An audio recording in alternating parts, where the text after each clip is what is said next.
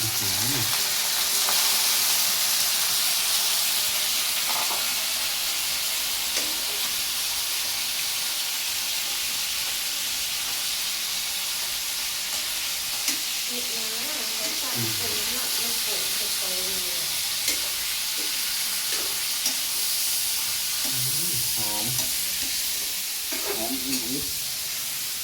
เป็นที่ลำ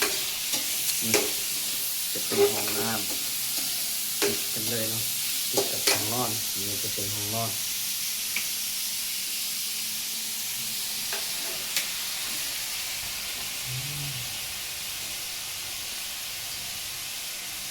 ใส่กอด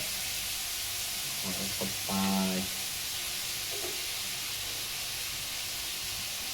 นี่หน่อไม้วันอาทิตย์เราจะไปหาหน่อไม้ไปหลอกตรงตามตื่นผู้อีกลายอยู่แต่ว่ามีคนไปเพราะว่ามันเป็นกะเอาเปลี่ยนกะเลยเนาะเป็นกะดึกแล้ว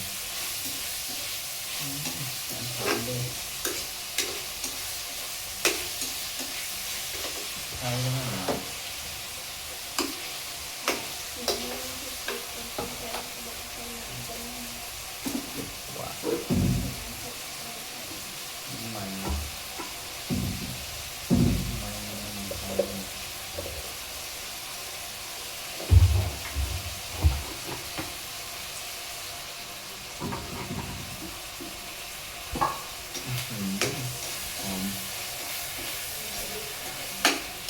เหตุงานแค่8 โมงเป็น7 โมง